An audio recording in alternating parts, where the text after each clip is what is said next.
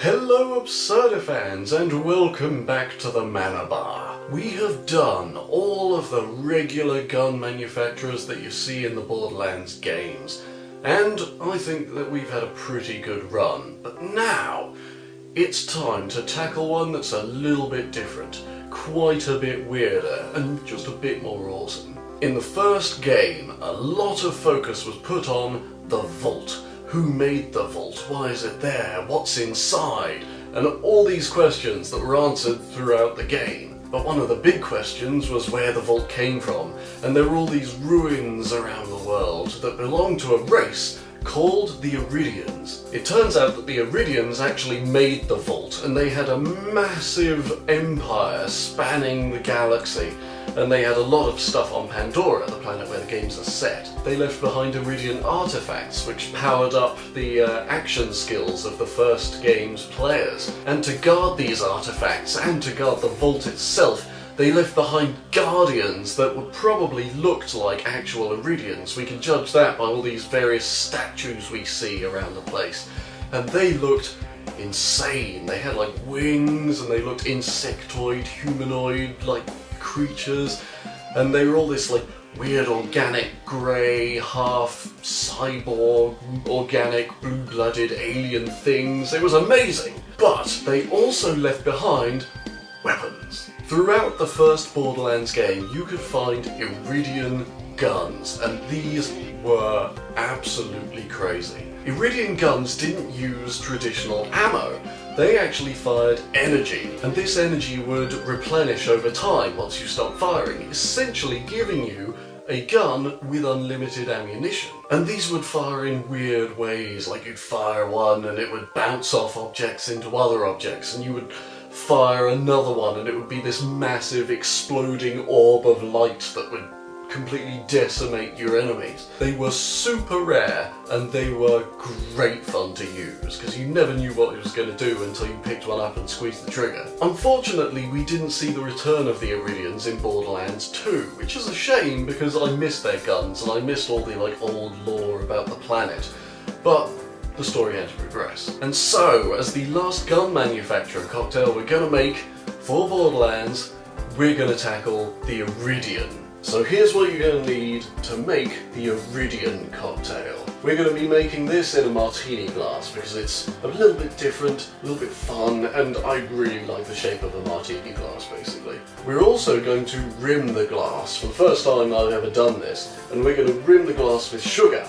So you'll need to get yourself a small little bowl or container with a bit of sugar in it, and I'll show you how to properly rim the glass when we get into it. And then you're going to need your cocktail shaker, into which you are going to pour some strawberry and cream liqueur here.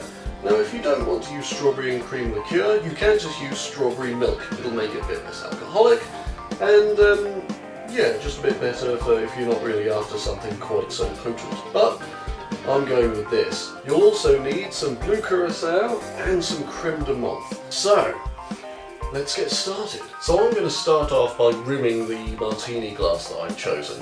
Now when it comes to rimming the glass for your cocktails, you can use a number of things. You can use salt, sugar, cocoa powder, powdered sugar. Those are the usual ones that people use, but you can use various other things if you feel like it. But you've got to try and choose something that will help complement what is actually in your cocktail. This is going to be quite sweet, which is why I've chosen sugar. If you were doing something, say like a margarita, is usually rimmed with salt, if it's rimmed at all. And in order to rim the glass, you first have to dampen the rim of the glass with something. If you were doing a margarita, you would grab yourself a lemon or lime and run a wedge of that round the edge. But I'm not using any sort of citrusy ingredients, so I'm going to use one of the ingredients that's actually going into the cocktail to rim this glass, and I'm going to use blue curacao. So I think the easiest way to do this is to grab yourself a cloth or a bit of a kitchen towel that I've got here, and just kind of blot on a little bit of your chosen liqueur. So, bosh. Excellent. So I've now got that spot of blue curacao on here, and I'm going to use that to rim around the edge of the glass. So I'm going to put this over and just run around, getting it damp so that it'll pick up the sugar that we want it to. Right, now that we've got the rim of our glass wet with our blue curacao, you're going to take your little bowl or container of sugar, and what you do is you hold your glass kind of parallel to the floor and dip it in and just rotate it round. And that way it only picks up sugar on the outside. So just do that, work it all the way around. Try not to hit the sides so it knocks all your sugar off. Hey, and then shake off your excess, and you have your frosted glass. Look at that. Right, but that's worked. This is the first time I've done this. And now it's time to make the actual cocktail itself, and I'm going to try and make it that weird, like, organic gunmetal grey colour that the Eridian weapons are. So we're going to do that by using 2 measures of your strawberry cream liqueur, or strawberry milk if you're using that. Then follow that up with half a measure of blue curacao, and then half a measure of creme de menthe. Then, as usual, put on your lid, hold it tightly, give it a damn good shake together. And now we pour this into our delightfully frosted glass. See how it's turned out. And there we have it. This is the Eridian cocktail. It's come out a kind of weird bluey grey colour, which is fantastic. It ideally matches the Eridian colour scheme that they use on their weapons.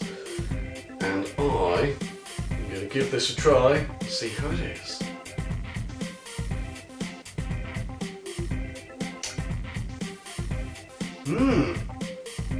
That. It tastes just like sweets. Or candy for my American viewers. That is delicious.